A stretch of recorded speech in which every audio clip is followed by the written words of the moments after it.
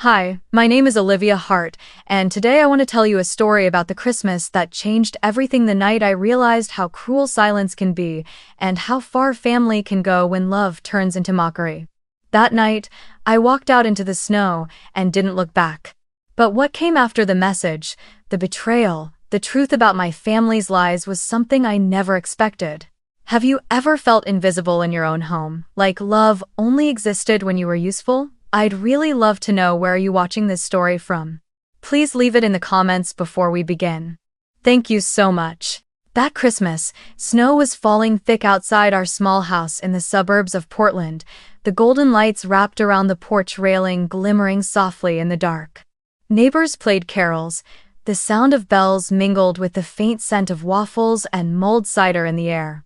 From the outside, the Hart house looked peaceful, like a warm postcard.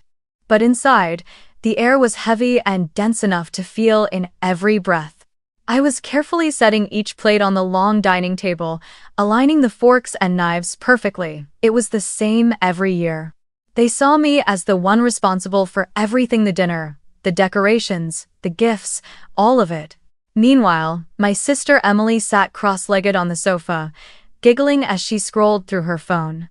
My father, Robert, was glued to the football game, and my mother, Linda, stood by the window, holding her glass of wine, silent, as if afraid that any sound might shatter something fragile in the air. I tried to stay calm, whispering to myself, "Just get through tonight." I used to believe that if I endured long enough, they would finally see me as part of the family, not the housemaid in my own home. While I was adjusting the centerpiece on the table, I heard Emily call out from the living room, "Look at her, still the same as when we were kids. The Hart family's little helper." My father burst out laughing, his beer glass clinking against the wooden table. I pretended not to hear and kept my head down, finishing the setup. But then my phone buzzed in my pocket. I pulled it out, a Facebook notification. Emily had just posted a video, no more than 15 seconds long, filming me folding napkins and placing silverware. The caption read, "Look at this failure. She was always a servant." Right below was my father's red heart reaction and his comment, "Good old Liv, never changes." My mother didn't write anything. She just left a smiling emoji. I stared at the screen, feeling my heart tighten painfully in my chest. I walked into the living room, gripping my phone so hard my knuckles turned white. "Emily, delete that post. And apologize publicly." My sister looked up, raising an eyebrow with a smug little grin. "Relax, will you? Nobody cares. You're the servant, though." The way she said it, half mocking, half contemptuous, hit like a slap. I stepped closer, my voice trembling but firm. "Delete it. I won't ask again." Emily scoffed, leaning back on the couch. "No one owes you respect, Olivia. You should be used to that by now, shouldn't you?" The room fell silent. I could feel my father's glare cutting through me. Robert stood up, his voice heavy as iron. "That's enough, Olivia. Making a scene again? Your sister was just joking. What's wrong with you? Can't take a joke." I turned to my mother, hoping she'd at least say something fair. But Linda only lowered her head, gently swirling her wine, lips parting as if to speak, then closing again. I gave a faint, bitter smile, feeling a chill crawl up my wrist. Of course. That's what you've always taught them, haven't you? To belittle me, turn me into the family joke, and call it a joke. Robert slammed his hand against the table, the sound sharp enough to make the glasses tremble. "If you can't take it anymore, then get out of my house," he shouted, each word slurred with anger and alcohol. Emily covered her mouth, giggling, as if she had just won a small game. My mother still said nothing. I stood there for a few seconds, heart pounding, the glow of the Christmas lights reflecting in my eyes, a mix of fury, humiliation, and something close to awakening. I looked around the glittering room, the tall, glowing tree, the pile of presents beneath it, the faint smell of cookies, and I realized this place had never been my home. I placed my phone on the table and said quietly, "Merry Christmas, everyone." No one replied. I put on my coat and opened the door. Cold wind rushed in, the snow falling harder now, slicing across my face like shards of glass. Behind me, my father's voice roared, "Don't come back if you don't know how to be grateful." I didn't look back. The door slammed shut, echoing through the silent winter night. On that snow-covered street, I walked without knowing where I was headed, only that it was the last time I would ever stand inside that house. The place I once called home had never been one. It was just where I learned to serve and stay silent. I walked down the white, frozen street, unable to even feel the cold cutting through my coat. My hands trembled. I couldn't tell if it was from the wind or the shock. Light spilled from the windows of nearby houses, families gathered around their tables, laughter ringing out, the smell of gingerbread drifting through the air. I looked through those glowing windows and felt as if I was standing outside another world, one where people knew how to love, how to apologize, and how to stay silent when someone was hurting. As for me, I had only the snow, the night, and my own breath turning into mist in the freezing air. I stopped at the corner of the street and pulled out my phone. My fingers were so numb that I dialed the wrong number twice before finally calling Aunt Maggie. She was my mother's older sister, the one who had taken care of me during the summer when I was 13, back when my parents fought every single day. I still remembered the smell of cinnamon in her small kitchen, and the way she spoke slowly, gently, as if nothing in the world could ever shake her calm. The phone rang 3 times before I heard her voice, raspy but warm. "Olivia? Why are you calling so late?" The moment I heard her, tears welled up in my eyes. I didn't sob, my voice just trembled as I said, "I have nowhere else to go." She was silent for a few seconds, then said softly, "Stay right where you are." "Tell me where." I gave her the address quickly. She didn't ask anything more, just said, 15 minutes. "Don't move." I stood huddled beneath a streetlight, my toes nearly numb. Every minute felt like an hour. Then I saw the headlights of a Subaru pulling up beside me. The window rolled down, and her voice came through the cold air, "Get in, sweetheart." She didn't ask a single question on the way. The only sounds were the wipers brushing snow off the windshield and the faint hum of Silent Night playing on the radio. I stared out the window, watching the glow of small houses reflected on the slow-falling snow. Inside me was a hollow space of ice, the place where family was supposed to live. About 30 minutes later, the car turned down a quiet lane, leading to a wooden cabin on the edge of Lake Oswego. Warm yellow light glowed from inside, a small Christmas tree decorated simply with silver ribbons and a few greeting cards. Maggie took off my coat, gently pulled me toward the kitchen, and said only one thing, "Sit down. You need something warm." She made cocoa, added a bit of cinnamon and fresh milk, and the sweet aroma filled the little kitchen. I held the mug with both hands, the heat from the porcelain seeping into my palms, and for the first time that night, I felt the blood slowly returning to my body. Aunt Maggie sat across from me, studying my face for a long moment before asking softly, "What did Robert say this time?" I shook my head, not wanting to relive it. She sighed. "And Linda stayed silent, didn't she?" I looked down at my cocoa, watching the swirl of cream on the surface. "Mom, she's still the same." Maggie nodded slowly, her voice calm but heavy with sorrow. "No one deserves your endless patience, Olivia. When you keep enduring, they start believing you're giving them permission to walk all over you." I didn't reply. No one had ever said anything like that to me before. Then she brought me an old wool blanket that smelled faintly of soap and damp wood. I lay down on the sofa in the living room, the fireplace crackling softly beside me. Every sound outside, the wind brushing the windows, the tree branches tapping the roof, felt strangely peaceful. I took a small notebook from my bag, its first page already wrinkled from tears. My hand trembled as I wrote, but the words came out firm. "Today, I officially resign from being the good daughter." I set down the pen and closed my eyes. In the dark, I heard the quiet creak of the door as Maggie peeked in, gently pulling the blanket higher over my shoulder. I didn't speak, just whispered silently in my mind. "This Christmas, I lost my family, but maybe I've finally found myself." Morning light filtered through the curtains of the cabin, a soft gold tinged with the cold hue of an Oregon winter. I opened my eyes to the faint clinking sounds of Maggie in the kitchen. The smell of coffee and toast filled the air, warm and comforting, almost enough to make me forget the night before, almost. Then my phone buzzed on the table, its screen lighting up. My heart tightened, a message from Emily. Her tone was as blunt and detached as ever, as if nothing had happened. "Why can't I withdraw $3,000 from your account?" I stared at that message for a long time, my mind completely blank. No concern, no apology, just, why can't I withdraw the money? I remembered that account. I'd opened it 2 years ago when Emily said she was struggling to pay her rent.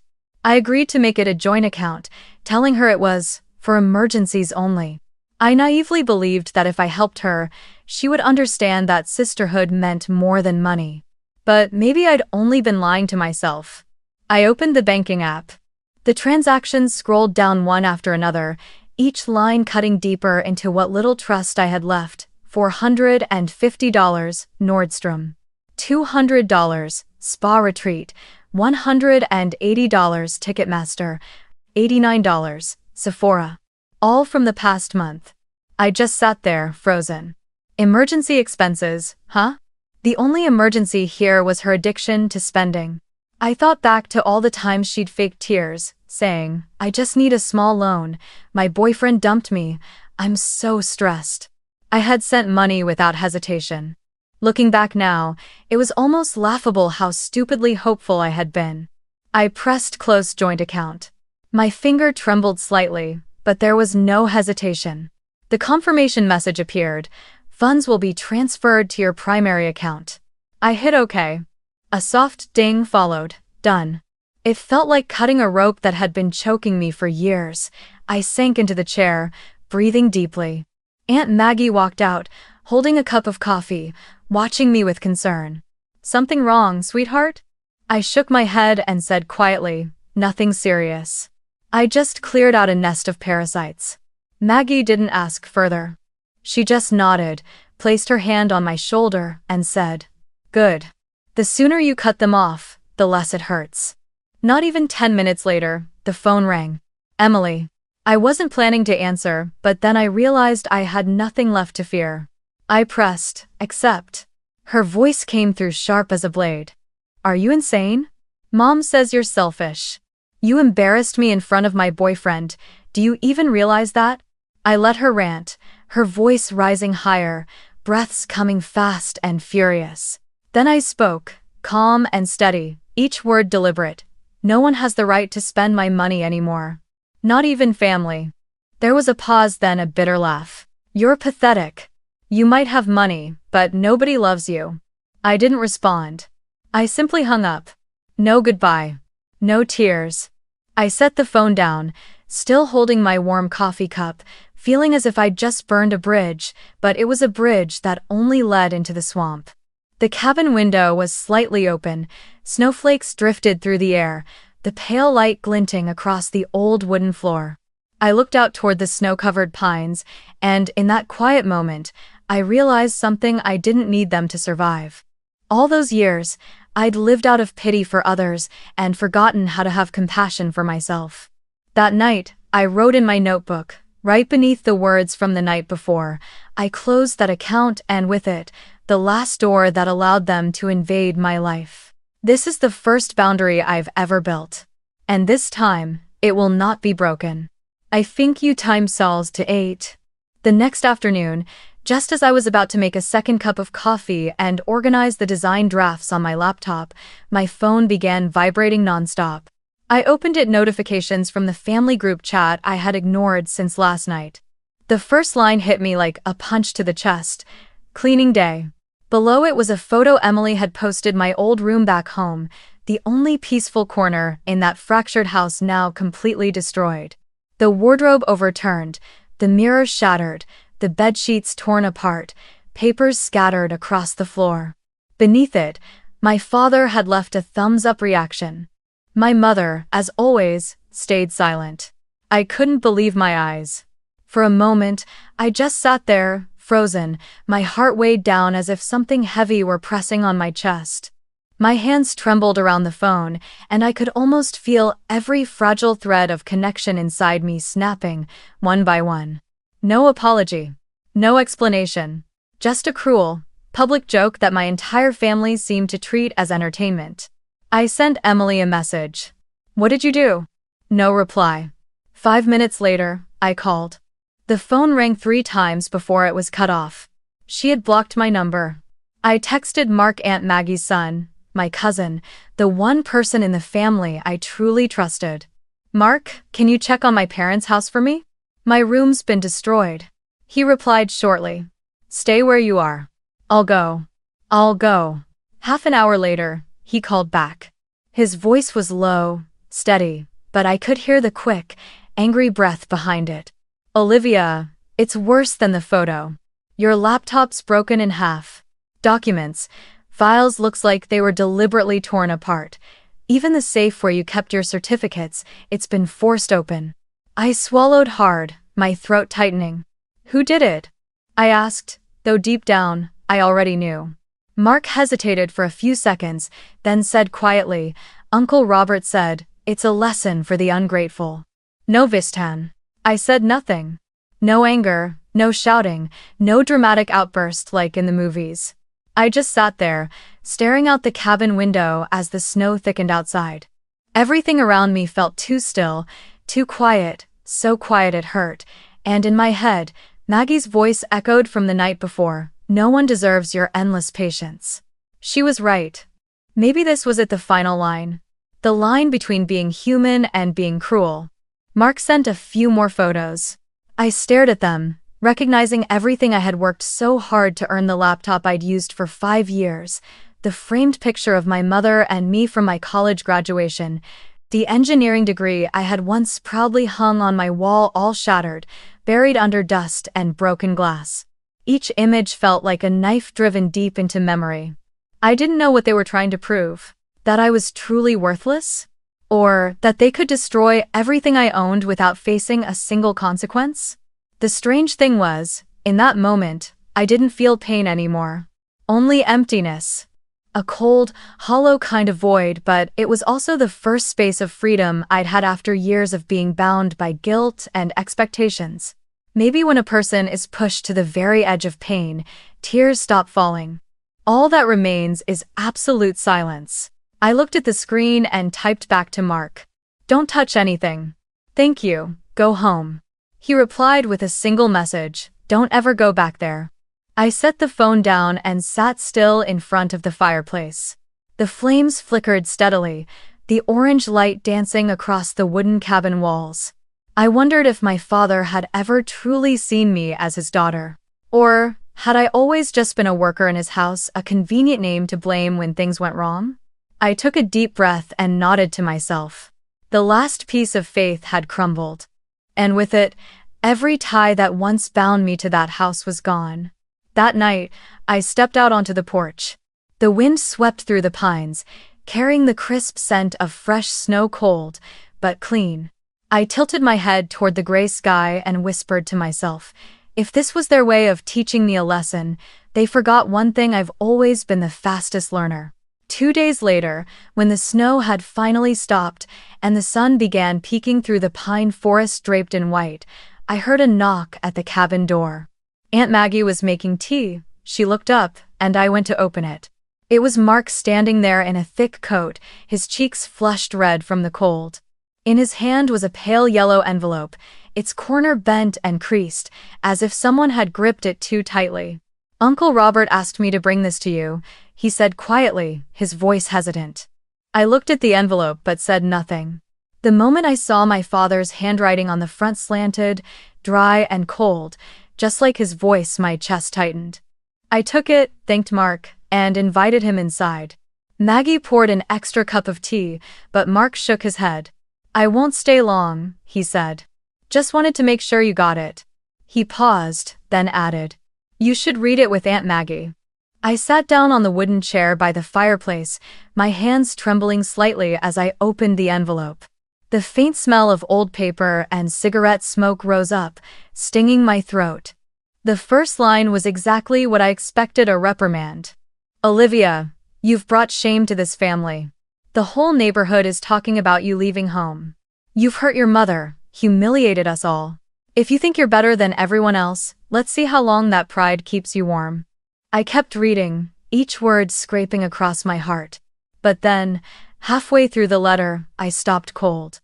There was a line that made my stomach drop. "And don't pretend you were never helped. Back when the family was struggling, I had to take out a $5,000 loan under your name. Without that money, you wouldn't have even gone to college, so don't act like you did it all on your own." This meant starting. I froze, my eyes locked on the number. A $5,000 loan under my name? I had never taken out any loan. I looked over at Aunt Maggie. She had already set her teacup down, her expression hardening. "Let me see that." She read every line carefully, the silence so thick I could hear the wind outside pressing against the door. Then she spoke, her tone low but firm. "Did you ever give him permission to take out a loan in your name?" I shook my head. "Never. I didn't even know about it." Maggie nodded slowly, a flash of anger passing through her eyes. "Then we're going to check." Aunt Maggie grabbed her laptop and opened the Experian credit check site. I entered my information, my heart pounding so hard I could hear it in my ears. The screen spun for a few seconds before a list of active accounts appeared. My breath caught in my throat when I saw not one, but two credit cards. I had never opened, one from Bank of America, the other from Capital One. The total balance was nearly $8,000. One account was still active, the other had been delinquent for 2 months. It felt like the blood in my veins had turned to ice. I kept repeating in my head, 2 cards, not mine, but under my name. Maggie regained her composure faster than I did. She spoke slowly, clearly. "He used your social security number, Olivia. This isn't a family matter anymore. This is a crime." I looked at her, my eyes burning. I didn't know whether to be angry or heartbroken. All I could hear was the faint crackling of the fire, the light flickering across the papers in front of me. My whole life, I had tried not to make my parents ashamed of me. I had tried to be good, responsible, considerate. And this was their way of thanking me? Maggie placed her hand gently on my shoulder, squeezing it. "You need to understand, this isn't just about money. He took advantage of your trust. When people look down on you, they make you feel small.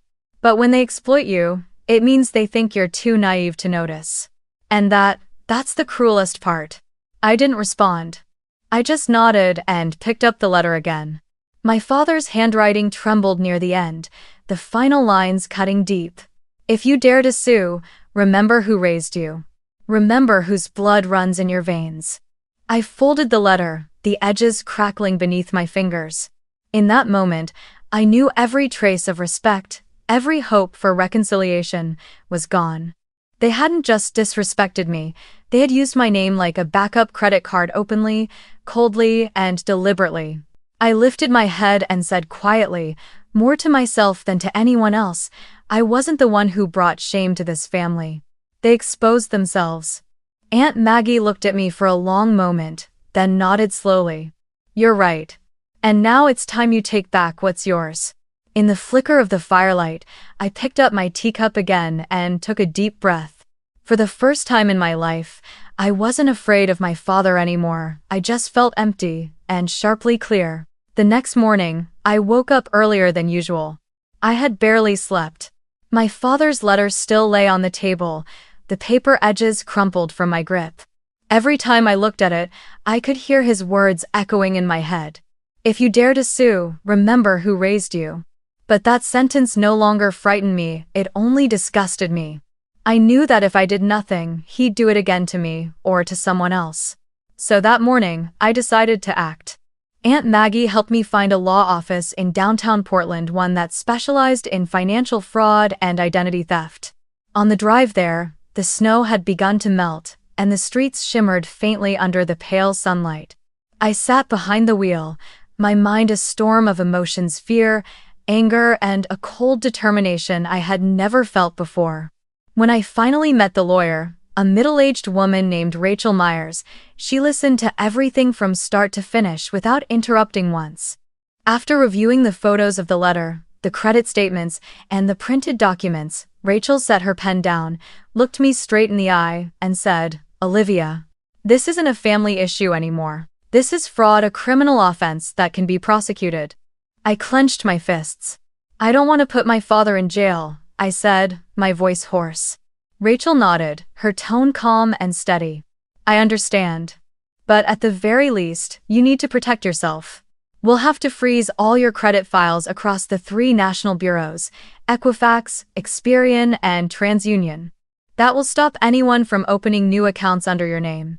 She guided me through filling out the forms, submitting the online requests, and sending the confirmation notices.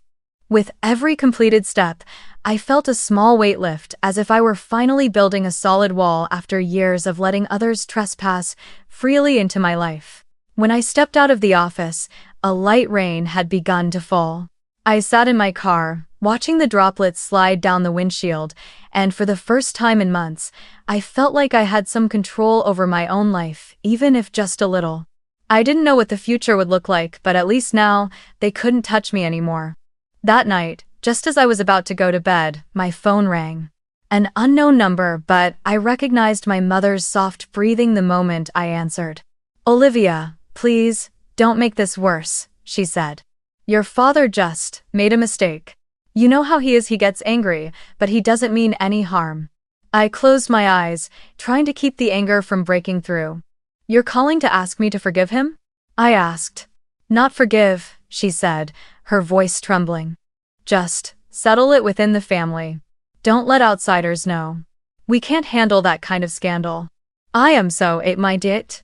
I was silent for a few seconds, then asked directly, "Did you know?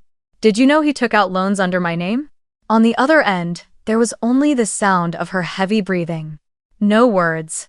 I could hear the ticking of the clock in the cabin's living room, steady, cold, merciless. Finally, I spoke. Slow and clear. "You don't need to choose a side, Mom. I already have." I hung up before she could say another word. The phone slipped from my hand onto the couch, the screen going dark. I sat there for a long time, listening to the wind whistle through the cracks of the cabin door. There was a kind of sadness, so deep it went beyond tears, only emptiness remained. I knew, in that moment, the last thread between my mother and me had finally broken. Not because I hated her, but because I had stopped waiting for her to protect me. I stepped out onto the porch, took a long breath of cold air, then went back inside. Before going to bed, I wrote another line in my notebook. "Today, I learned that love cannot save anyone if it always comes with silence." A week after that call, I had stopped expecting anything from my family. Each morning, I made coffee, sat by the cabin window, watching the snow melt slowly from the pine branches, then opened my laptop to check my emails from the law office. Rachel had sent confirmation all 3 national credit bureaus had officially frozen my records. Financially, everything was secure now. But inside, there was still an emptiness that no safeguard could fill. Every night, I still heard my mother's voice echoing in my head, soft, trembling, like someone afraid of the truth she already knew. "Don't make this worse. You know how he is." That morning, Mark showed up at the cabin again. He was holding an old shoebox, its edges frayed, the string around it yellowed and dusty. "Your mom sent this," he said, setting it on the table. "She asked me to bring it, said it's something you left behind." I frowned. I hadn't left anything there.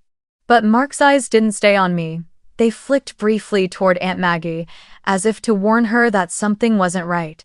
When he left, I sat down, untied the string, and lifted the lid. Inside the box, beneath a few old cards and some faded high school photos, was an old Wells Fargo savings booklet.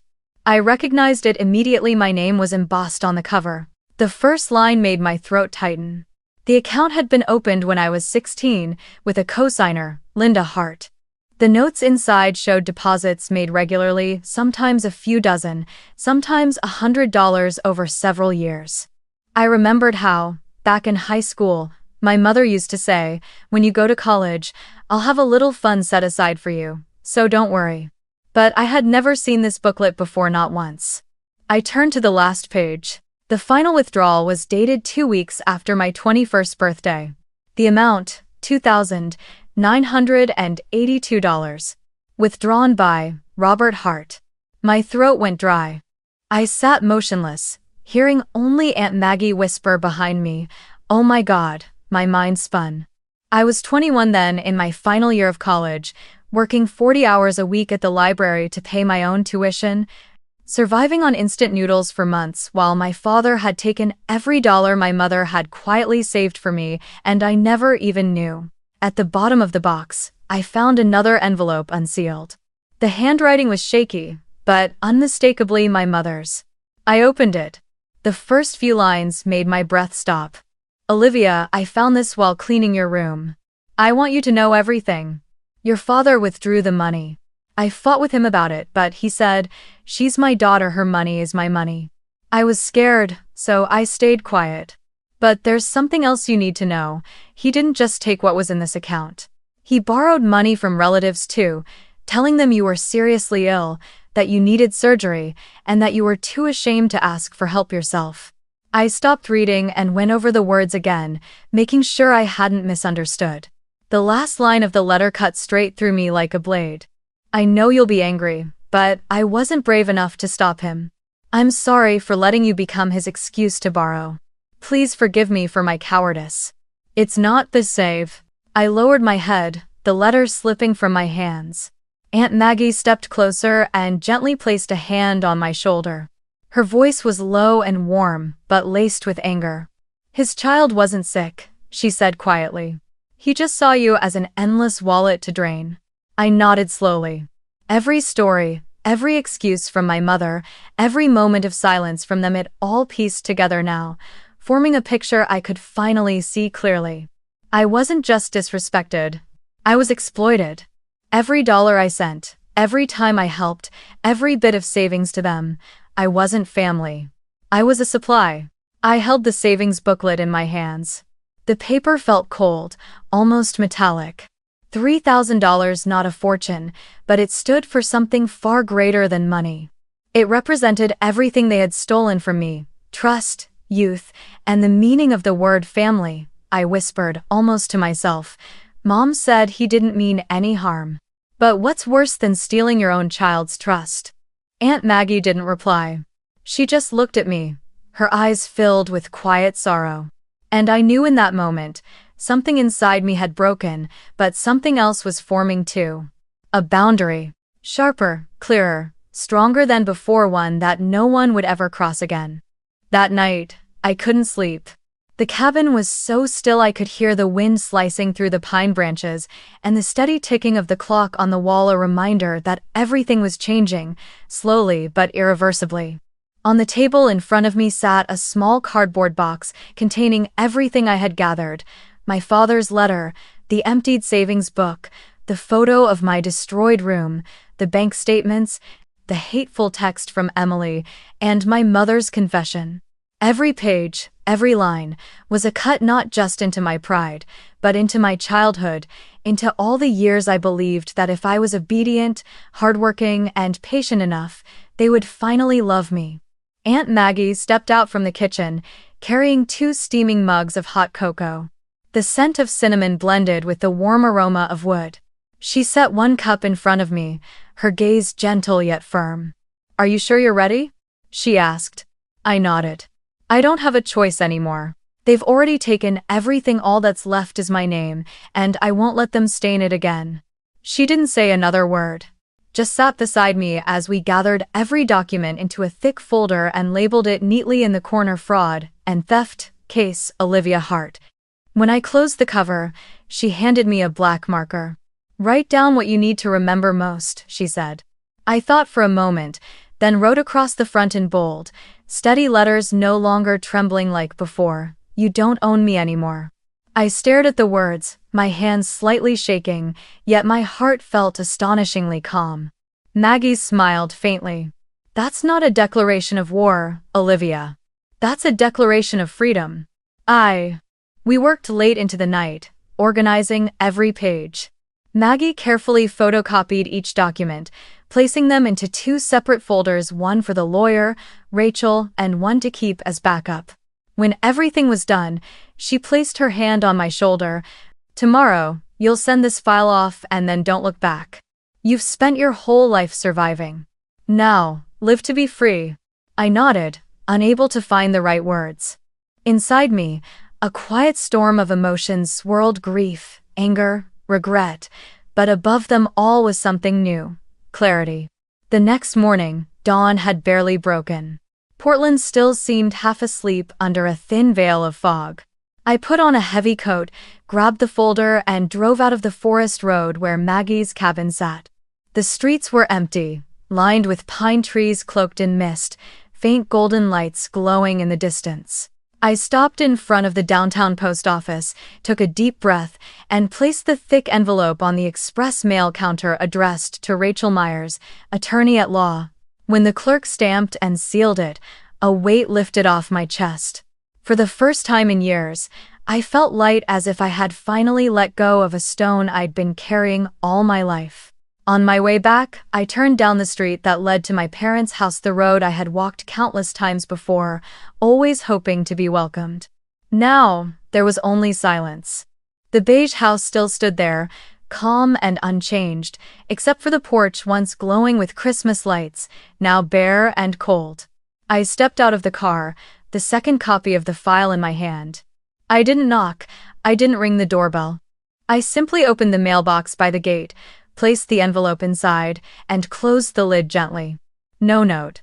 No message. No explanation. They didn't need to hear from me anymore. Everything they needed to understand was already in that envelope. As I turned to leave, the wind picked up, swirling a few dry leaves around my feet. I looked back one last time and saw the Hart family sign on the gate, its paint faded and metal rusted. It was ironic. That name had once made me proud, and now it felt foreign, like a relic from someone else's life, no longer mine.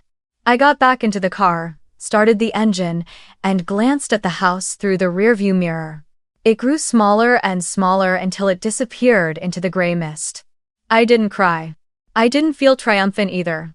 There was only a strange, quiet peace spreading through my chest, the peace of someone who had finally cut the last thread tying them to the past.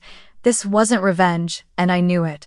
I didn't want them to suffer. I only wanted to reclaim the right to be myself.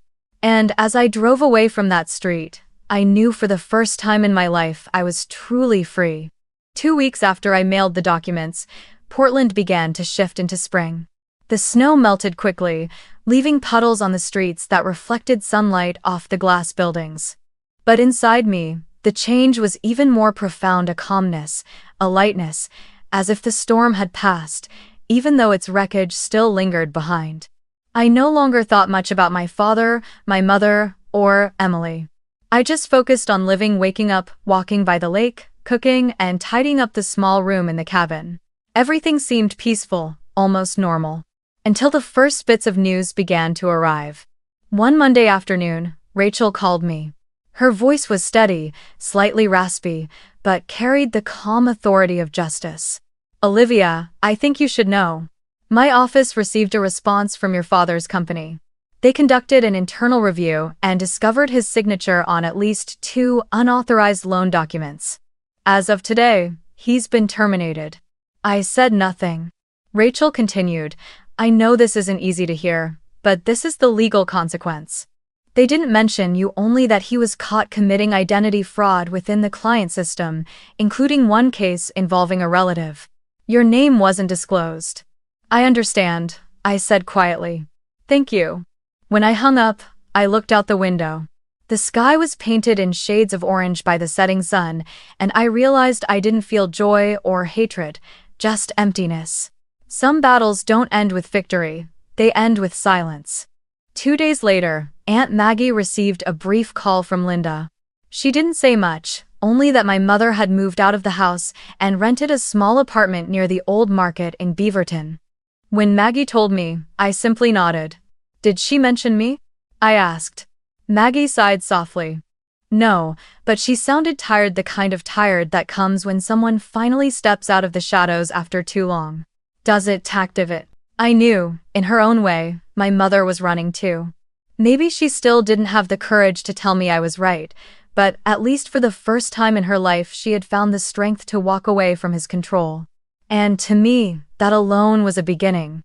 By the end of the week, Mark stopped by the cabin with a local newspaper in hand. He set it down on the table and gave a faint smile. You might want to see this. On page 3, in a small section about personal finance, the headline read, "Former Miller and Sons employee accused of credit fraud, under investigation." There was no name, but anyone who knew Robert Hart would understand. I read a few lines, then folded the paper shut. He'll find a way to spin it, just like he always does, I said quietly. Mark only shrugged, offering no comment. But in his eyes, I caught a glimpse of something that felt like justice. The next day, Rachel sent another email. The accounts under the name Emily Hart have been frozen by the bank. Several transactions have been flagged as suspicious and linked to the fraudulent activity you reported earlier. Any attempt to open new accounts will now trigger an automatic cross-check with the fraud registry. I read the email, my expression calm. There was no satisfaction, no sense of victory, only the thought that, at last, things were beginning to fall back into their rightful order. They were finally facing the consequences of what they once called a joke. From that day on, there were no more messages, no calls, no apologies, no excuses. Silence settled over everything, as if all three of them had vanished from the world. And strangely, I didn't feel lonely. Maybe because I'd lived with silence for so long, but this time, it wasn't frightening anymore. It was the sound of freedom. I started working again. A friend from college helped me get a job at a small engineering firm in downtown Portland. The work wasn't stressful, and my team was kind, ordinary people who knew nothing about my past. I didn't have to hide, didn't have to play the responsible sister or the obedient daughter. I was simply Olivia, an engineer, a woman learning how to breathe again. That evening, I joined the support group Aunt Maggie had once mentioned, adult children of narcissists. In the small room lit by warm yellow lamps, people sat in a circle, sharing their stories. I listened more than I spoke, but every word they said felt like fragments of my own life. People who had grown up in families where love came with conditions, where sacrifice was expected and compassion was currency. When it was my turn, I spoke briefly. I used to think that if I endured enough, they would love me. But maybe the only thing they ever taught me was how to love myself. The room fell silent for a moment, then filled with soft nods and quiet breaths, the kind that said, "We understand." When I returned to the cabin that night, I brewed a cup of peppermint tea and sat by the window, slightly ajar. The night breeze brushed against my hair, carrying the faint scent of laurel blossoms. I smiled, not out of bitterness, not out of irony, but from a kind of lightness I hadn't known before. I realized I no longer needed to wait for anyone to change. I had already stepped away, and that alone was enough to begin a new life. One afternoon in March, Portland was finally warming after weeks of rain. I had just finished work and was sitting in my car at a red light when my phone buzzed. The screen lit up with a name I thought I'd never see again: Emily. The message was short: "Can we talk?" I stared at it for a long time, feeling a strange mix of surprise and emptiness. No anger, no hatred, just the detached stillness of recognizing a shadow from a past life. I almost deleted it, but for some reason, I typed back, "Where?" The reply came almost instantly: Café Alder, 4 p.m. I arrived right on time. The cafe sat quietly on the corner, sunlight streaming through the glass windows, casting long golden streaks across the wooden floor. I chose a table by the window, ordered a latte, and waited. 5 minutes later, Emily walked in, still with that quick stride, a designer bag slung over her shoulder, but the confidence I remembered was gone from her face. She looked around, spotted me, and slowly made her way over. When she sat down, her eyes darted away, her hands twisting together nervously. You look better than I expected," she said, her voice hoarse, forcing a smile. I just shrugged. "You look tired." She nodded faintly. "I don't even know where to start," Emily murmured, staring down at her glass of water. "I guess, you must hate me." I stayed silent. She swallowed hard, then suddenly looked up, her eyes glistening. You ruined the family, Olivia. Since you left, everything's fallen apart. Dad lost his job, Mom moved out, my accounts got frozen. I don't know what to do anymore. I just want things to go back to the way they were. This tenser. Thanks for watching. I looked at her for a long time before speaking, my voice calm, steady, almost detached. No, Emily. I didn't ruin the family. You're just seeing it for what it's always been, the truth I've lived in for years. She frowned, her lips trembling. You talk like it's all my fault. I sighed. No, it wasn't just yours. But you know what hurt the most? It wasn't the betrayal, it was realizing that you knew I was in pain and you still laughed. Emily broke down. Tears spilled onto the table, soaking into the crumpled napkin in her hand. I'm sorry, she sobbed. I was stupid, selfish. I thought it was just a joke. I never thought you'd leave. I didn't think it would end like this. I looked at her and, for the first time, there was no anger left in me. Only the quiet fatigue of someone who had walked too far to turn back. Emily, I said softly, I used to want to hear that apology. But not anymore. Forgiving you doesn't mean returning. And I can't rebuild what you chose to break. She looked up, her eyes red and swollen. Then what do you want me to do? I smiled, not bitterly, but gently, truly. If you really want to make things right, start by living without leaning on anyone. Don't borrow money, don't use someone's love as an excuse. Stand on your own feet, that's the only apology that means something. We sat there for a few more minutes in silence. Emily wiped her tears, trying to smile, but it broke halfway. I stood, placed enough cash on the table to cover both coffees. She whispered, You're not coming back, are you? I paused, my back to the door, and said softly, No. But I hope you find your own path someday. I stepped out of the cafe, the glass door closing behind me with a faint chime that rang through the warm afternoon air. Outside, the sun poured over the damp sidewalk, the scent of coffee drifting through the breeze, and I felt a quiet weight lift from my chest. I didn't look back. I didn't need to anymore, because finally I had left truly, completely, and free. I moved into a new apartment at the start of summer, a small, peaceful place by the Willamette River, just 10 minutes from downtown Portland. It had one bedroom and a tiny balcony, but every morning sunlight filled it completely. I painted the walls a soft cream, hung a few landscape photos I'd taken on trips with Aunt Maggie, and placed a pothos plant by the window. At first the silence frightened me, but soon I realized it was exactly what I needed.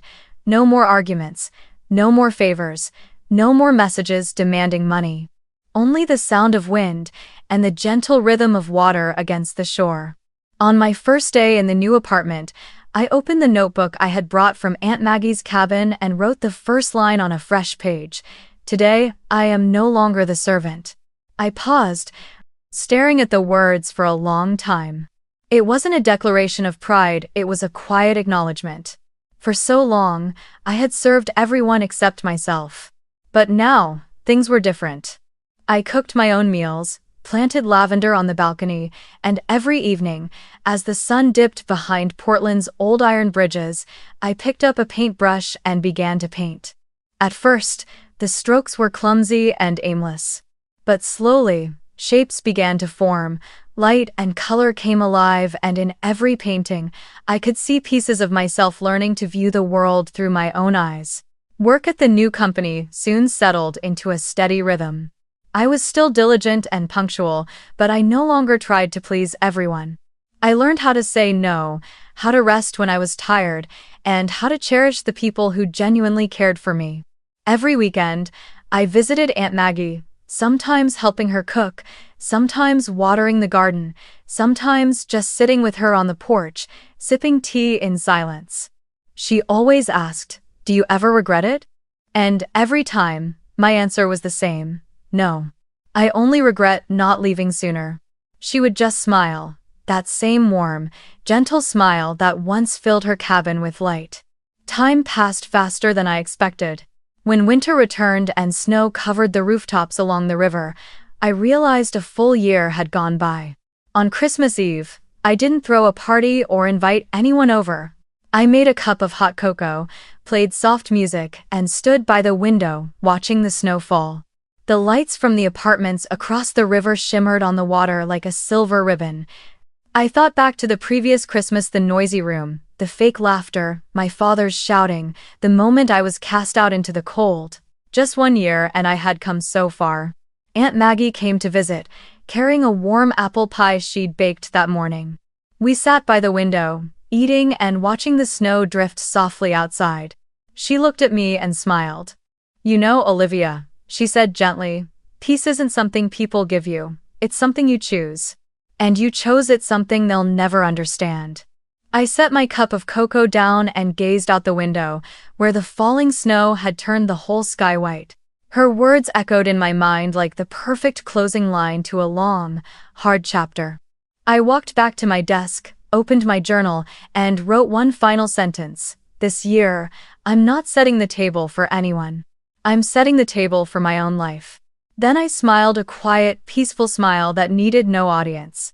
To anyone out there who's ever felt invisible in your own family, like your voice didn't matter, or your worth depended on how much you gave, please remember this. You are not the role they assigned you. You are not the helper, the quiet one, or the problem. You are a whole person deserving of love, respect, and peace, even if your family never learned how to give it. Healing doesn't always mean reconciliation. Sometimes it simply means walking away and choosing yourself. If this story touched your heart or reminded you that you're not alone, please take a moment to like, share, and subscribe to the channel. Every story here is for those who've been silenced too long, and together, we can turn pain into strength and loneliness into connection.